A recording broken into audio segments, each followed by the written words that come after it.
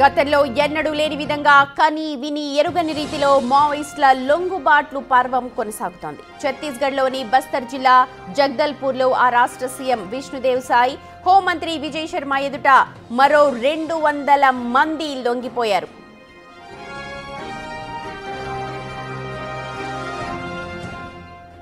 లొంగిపోయిన వారిలో మధ్య డివిజన్ కి చెందిన సుమారు 100 మంది మావోయిస్టులున్నారు. కేంద్ర కమిటీ సభ్యుడు రూపేష్ అలియాస్ ఆచన్న, మధ్య డివిజన్ కార్యదర్శి రనిత, 2 దండకారణ్యం స్పెషల్ జోనల్ కమిటీ సభ్యులు, 15 మంది డివిజనల్ కమిటీ సభ్యులు గురువారం ఇంద్రావతి నది దాటి బైరామ్గఢ్ కి తరలివచ్చారు. ప్రస్తుతం అవే విజువల్స్ మీరు బిగ్ టీవీ స్క్రీన్ మీద చూస్తూ ఉన్నారు.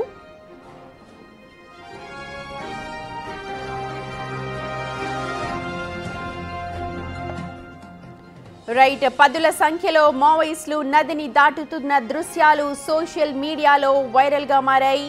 వీరిని జగదల్పూర్ తరలించేందుకు పోలీసులు 4 బస్సులను ఏర్పాటు చేశారు. మరోవైపు బుధవారమే ఛత్తీస్గఢ్ కాంకేర్లోని కామ్తెరా బీఎస్ఎఫ్ క్యాంప్ కి చేరుకున్న మావోయిస్ట్ క్యాడర్ కూడా వీరితో జత కలిసింది.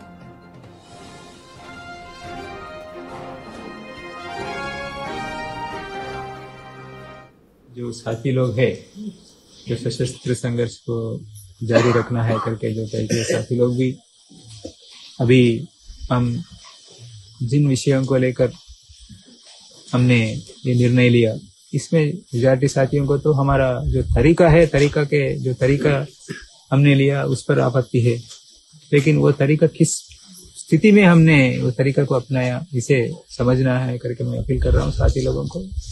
आप लोग भी सोचना चाहिए, आप लोगों का सुरक्षा का चिंता जरूर है। हमें पहले हम बचना है, बाद में हम क्या करना है करके सोच सकते, जो मौका है उसको इस्तेमाल कर सकते हम। इसलिए सभी साथी लोग, और किसी साथियों को भी जानकारी भी नहीं है, वो साथी लोगों को भी जानकारी हो रहे, कुछ लोगों को दूसरा राज्यों में जो साथी लोग है ये तो इस प्रक्रिया के बारे में क्या हो रहे जानकारी भी नहीं है। अभी मीडिया के जरिए ये सब तो पता चलेगा, तब आप लोग भी अगर सोचने से इस प्रक्रिया में आना चाहे तो फिर क्या तरीका कुछ तो रहना चाहिए करके मैं सोच के मैं एक मेरा कांटेक्ट नंबर दे रहा हूँ, आप लोग इसमें कांटेक्ट कर सकते।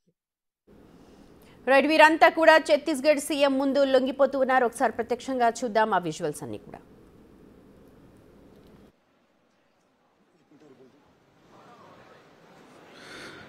हथियार छोड़कर भारत का संविधान इनके हाथों में आप देख पा रहे हैं, और ये एक नए युग की शुरुआत है, जबकि ये भारत में शांति स्थापित करना चाहते हैं, मुख्य धारा में लौटना चाहते हैं और भारत के संविधान के प्रति अपनी आस्था प्रकट करते हैं।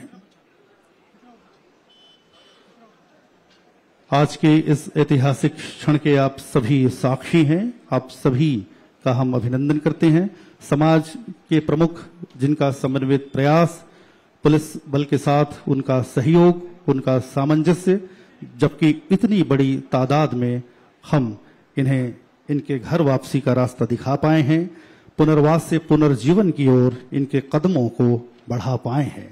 बदलाव की एक सशक्त पहल आज होने जा रही है और बस्तर एक नया इतिहास आज गढ़ने जा रहा है।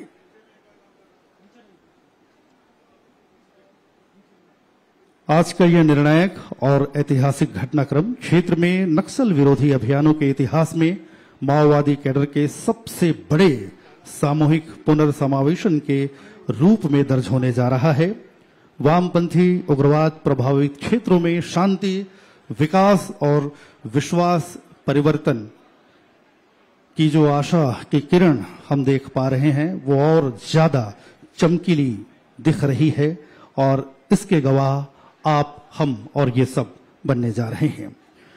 आज का यह ऐतिहासिक घर वापसी केंद्र और राज्य सरकार के मार्गदर्शन, पुलिस और सुरक्षा बलों के साथ स्थानीय प्रशासन की सजगता, उनकी सक्रियता, उनकी जागरूकता और हमारे समाज के लोगों के प्रयास से आज का यह परिणाम हमारे सामने आया है। हम आज के इस मौके पर उन तमाम समाज के प्रमुखों का, मांझियों का, चालकियों का, मेंबर्स का भी हार्दिक अभिनंदन करते हैं, हार्दिक स्वागत करते हैं।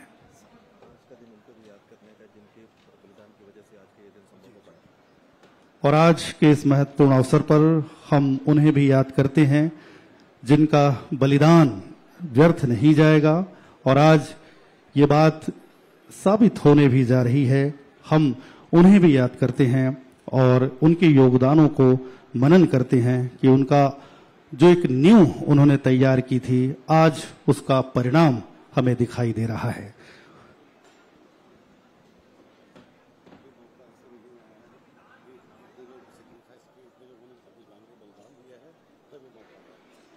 और इस मौके में इस अवसर पर हम उन्हें भी याद करते हैं जिनका त्याग, जिनका बलिदान और जिन्होंने अपना जीवन भी न्यौछावर किया अपने देश के नाम पर, हिंदुस्तान के नाम पर, बस्तर की इस पावन धरा के नाम पर।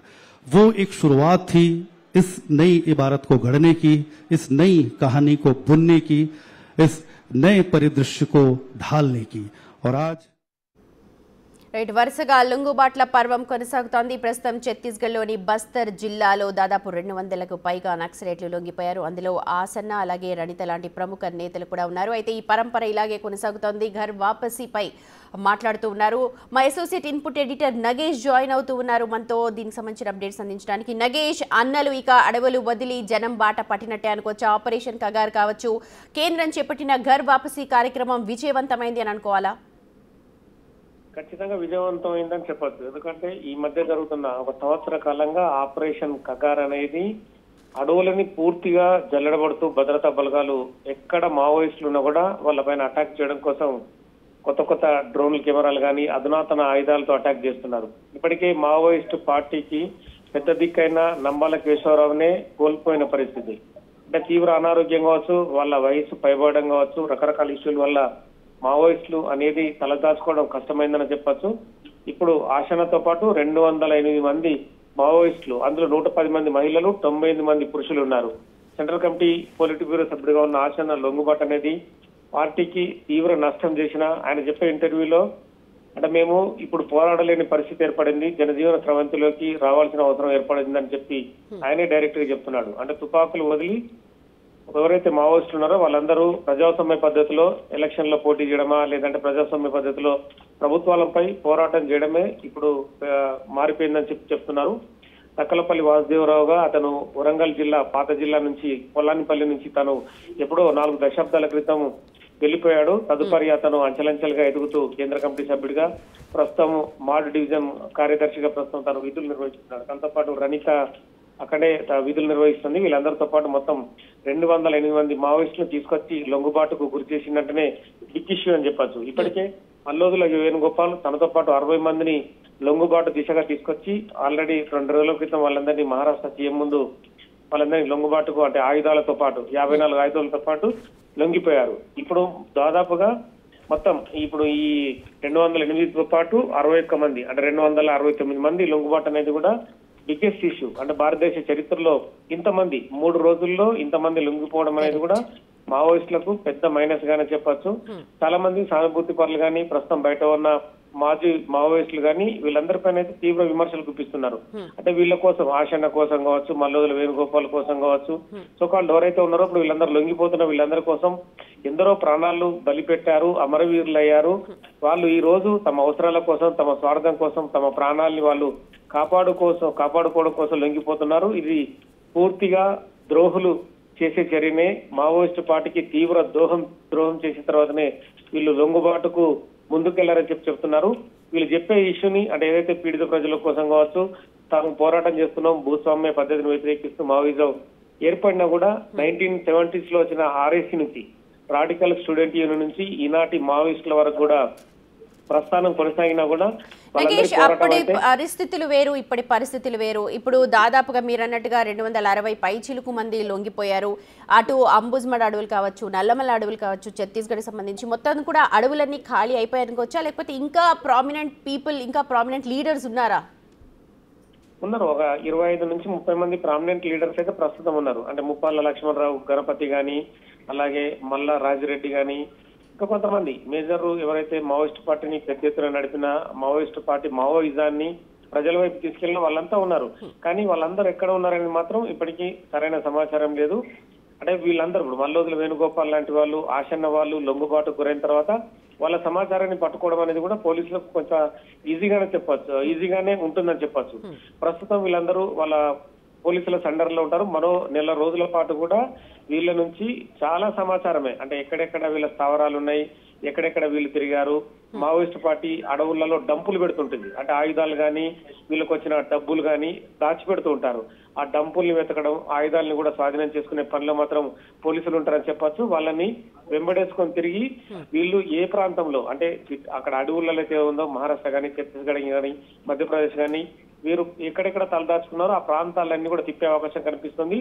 ఒకవేళ అక్కడ వేరే దళాలు ఉన్నా కూడా వాళ్ళందరినీ మట్టుపెట్టే అవకాశం కనిపిస్తుంది. ఆల్రెడీ లొంగిపోయారు కాబట్టి వీళ్ళు పూర్తిగా సమాచారాన్ని ఖచ్చితంగా పోలీసులకు అందజేస్తారు. వీళ్ళు ద్రోహులనే ముద్ర పడ్డది. వాళ్ళు అవసరమైతే వేరే వాళ్ళ అటాకింగ్ కి, అంటే పోలీసుల ద్వారా వేరే వాళ్ళని ఎన్కౌంటర్ కి కూడా పాల్పడే అవకాశం ఉందని చెప్పి ఇప్పటికీ ఆరోపణలు ఉన్నాయి.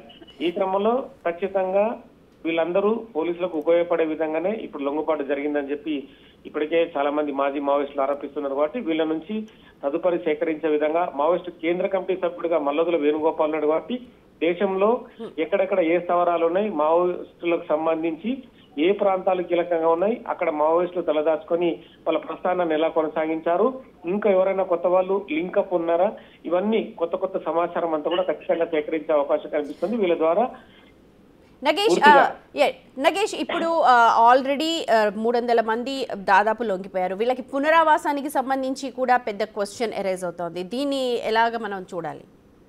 అంటే 6 కోట్ల రూపాయలు మల్లోదుల వేణుగోపాల్కి ఆల్రెడీ వివిధ రాష్ట్రాలకు సంబంధించిన రివార్డులు ఉంటాయి. తెలంగాణ కానీ, ఆంధ్రప్రదేశ్ కానీ, ఛత్తీస్గఢ్ కానీ, మహారాష్ట్ర, మధ్యప్రదేశ్, ఈ వివిధ ప్రాంతాల్లో జరిగిన అటాకింగ్ సంబంధించి వాళ్ళ రాష్ట్రాల్లో రివార్డులు ప్రకటిస్తుంటాయి. ఆ రివార్డుల ప్రకారం చూస్తే 6 కోట్ల రూపాయల వరకు మల్లోదుల వేణుగోపాల్కి మొన్ననే చెక్ అందజేశారు. ఇప్పుడు ఆశన్నకు కూడా దాదాపుగా 3-4 కోట్ల వరకు, తనకు కూడా 4 కోట్లకు పైచీలకే ఆయన కూడా రివార్డ్ అందజేస్తుంది. అంటే వీళ్ళందరికీ ఒక కమిట్మెంట్ ప్రకారమే లొంగుబాటుకి ప్రభుత్వం టెక్నికల్ గా తీసుకొచ్చింది. వీళ్ళకు రివార్డుతో పాటు వాళ్ళకు స్థలాలు ఇవ్వడము, లేదంటే వాళ్ళు రాజకీయంగా పోటీ చేస్తా అంటే అక్కడ నుంచి వాళ్ళకు అవకాశాలు ఇప్పించి, ఒకవేళ బీజేపీ పార్టీకి వీళ్ళు అనుసంధానం ఉన్నారు, అవసరమైతే ఏదో వాళ్ళకు దగ్గర వాళ్ళకు నేటివ్ ప్లేస్ అయితే ఉందో ఆ ప్రాంతం నుంచి వాళ్ళని అవసరమైతే రాజకీయాల్లో పోటీకి తీసుకొచ్చినా ఆశ్చర్యపోనక్కర్లేదు. ఎందుకంటే అదొక మైండ్ గేమ్ గా మనం అనుకోవచ్చు. ఎందుకంటే మావోయిస్టులు అనేవాళ్ళు, అంటే ఇప్పుడు ఆశన్న గాని, మల్లోదుల వేణుగోపాల్ గాని, ఈ రనిత గాని, వాళ్ళని కూడా, అంటే ఇప్పుడు స్థానిక సంస్థల ఎన్నికలు వస్తున్నాయి, లేదంటే రెగ్యులర్ గా జరిగే ఇంకా వేరే ఎన్నికలు గాని, అలాంటి ఎన్నికల్లో నిలబెట్టి ఒక మాజీ మావోయిస్టు ఈ రోజు రాజకీయ నేతగా ఎదిగిందని చూపించినా ఆశ్చర్యపోనక్కర్లేదు. అయితే నగేష్, ఇవాళ ఇప్పుడు ఒకవేళ మీరు విజువల్స్ చూస్తుంటే బిగ్ టీవీలో ఎక్స్క్లూజివ్ గా టెలికాస్ట్ అవుతూ ఉన్నాయి. ఒకవేళ అందరూ చూస్తుంటే ఎక్కువగా మహిళలు ఇక్కడ ప్రభావితమై కనిపిస్తున్నారు. మహిళలు ఎక్కువ సంఖ్యలో మనకు లొంగిపోయిన వాళ్ళలో అక్కడ కనిపిస్తూ ఉన్నారు. అంటే వాళ్ళకున్న పరిస్థితులు, లోకల్ గా ఉన్న వాళ్ళకి పనులు లేకపోవడం, ఇవన్నీ కూడా ఇబ్బందికర పరిస్థితుల్లోనే మావోయిజాన్ని ఎంచుకునే అవకాశం ఉంటుంది. అంటే ఇప్పుడు ఎవరైతే ఇప్పుడు మల్లోదుల వేణుగోపాల్ లాంటి కానీ, ముప్పల్ లక్ష్మణరావు కానీ, వీళ్ళందరూ ఆ ప్రాంతాలకు వెళ్లి అక్కడ ఉన్న వాళ్ళకి ఆర్థిక పరిస్థితి, వాళ్ళకు పనులు దొరకని స్థితి, వాళ్ళని వేధింపులకు గురి చేస్తున్న పోలీసులు చెప్పే వ్యవహారాలు, అవన్నీ కూడా వాళ్ళని మైండ్ మోటివేట్ చేస్తూ మావోయిజం వైపు ఆకర్షించే విధంగా తీసుకెళ్లిపోయారు. కానీ ఇప్పుడు లొంగిపోయిన దానిలో మనం చూడొచ్చు ఆ విజువల్స్ లో అందరూ యంగ్ యువతులే, దాదాపుగా 30 లోపే ఉన్న యువతులే మనకు ఎక్కువ కనిపిస్తున్నారు. అందులో 110 మంది మహిళలు, అంటే వాళ్ళంతా ఛత్తీస్గఢ్ కానీ, రాయ్పూర్ గాని, ఈ ప్రాంతం నుంచే ఎక్కువ ఉన్న వాళ్ళందరూ కూడా మనకు కనిపిస్తున్నారు. అంటే వాళ్ళందరి ఆర్థిక స్థితిగతులు సరిగా లేవనేది మనం అర్థం చేసుకోవచ్చు. అంటే చదువు లేకపోవడం, వాళ్ళ కుటుంబాల్లో వాళ్ళకి డబ్బులు లేకుండా వాళ్ళని స్కూళ్లకు పంపించకపోవడం, చుట్టూ అటవీ ప్రాంతం కావడం వల్ల వాళ్ళు పట్టణ ప్రాంతానికి వాళ్ళు అనుసంధానం కాకపోవడం, ఇవన్నీ అంశాలు కూడా ఖచ్చితంగా వాళ్ళందరినీ నక్సలైట్ వైపు మళ్లించే విధంగానే సభలు, సమావేశాలు నిర్వహించి వాళ్ళందరినీ మైండ్ మోటివేట్ చేస్తూనే మావోయిజంలోకి తీసుకుపోయారు. కానీ వాళ్ళందరూ ఇప్పుడు ఏంటంటే నదుల దగ్గర వాళ్ళు నివసించలేని పరిస్థితి, అడవుల్లో ఉంటే కూడా పోలీసులు అటాక్ చేస్తుంటారు. వాళ్ళకి ఏంటంటే ఎక్కడికి వెళ్ళలేని పరిస్థితి. మైదాన ప్రాంతానికి వచ్చి ఇప్పుడు మామూలుగా మావోయిస్టులకి ఏదో ఊరు నుంచి వాళ్ళకి ఆహారం అందాలి, బియ్యం అందాలి, కూరగాయలు తీసుకెళ్లే వాళ్ళకు కొరియర్లు ఉండాలి. కానీ ఆ కొరియర్ వ్యవస్థ కూడా పూర్తిగా నశించిపోయింది ఇప్పుడు. ఎందుకంటే ఆ ఊళ్ళ నుంచి వెళ్తున్న వాళ్ళందరిపైన నిఘా ఉంటుంది. ఆ కొరియర్ కనుక మావోయిస్టులకి ఆహారం అందించిన వాళ్ళందరినీ పోలీసులు చంపే అవకాశం ఉంటుంది, లేదంటే అరెస్ట్ చేసే అవకాశం ఉంటుంది. కనీసం ఇప్పుడు వర్షాకాల ప్రాంతంలో కొన్ని నీళ్లు తాగైనా బతకొచ్చని, ఏదో పండ్లు తినైనా బతకొచ్చు అనుకుంటారు. కానీ వర్షాకాలం దాటిన తర్వాత వాళ్ళ పరిస్థితి ఏంటి? వేసవి కాలం వస్తే చెట్లకు ఆకులు రాలిపోతాయి, వాళ్ళు బయటకు కనిపించే పరిస్థితి కనిపిస్తుంది. మొత్తం ఓవరాల్ ఇష్యూలలో ఇప్పుడు జరుగుతున్న ఆపరేషన్ కగారు కూడా అదే. బయట నుంచి డ్రోన్లను పంపిస్తున్నారు, పైనుంచి హెలికాప్టర్ల ద్వారా వెళ్తున్నారు. అవసరమైతే చిట్టడవి ప్రాంతంలో బేస్ క్యాంపును నిర్వహిస్తూ అక్కడి నుంచే వాళ్ళు అటాక్ చేస్తున్నారు. సో ఇవన్నీ కూడా ఖచ్చితంగా మావోయిస్టులు అనేది ఖచ్చితంగా లొంగుబాటు అనేది జరగాల్సిన అవసరమే కనిపిస్తుంది. కానీ అది ఎంతవరకు ప్రభుత్వాలు సక్సెస్ చేస్తాయి, వాళ్ళందరికీ ఉపాధి అవకాశాలు కల్పిస్తాయా? ఎందుకంటే దేశంలో ఇప్పటికే ఉద్యోగ అవకాశాలు కల్పించడం లేదని చెప్పి చాలా మంది యువతులు ప్రభుత్వాలను వ్యతిరేకిస్తున్నారు. Right Nagesh, right, thank you so much. మొత్తానికి భారీ సంఖ్యలో బస్తర్ జిల్లా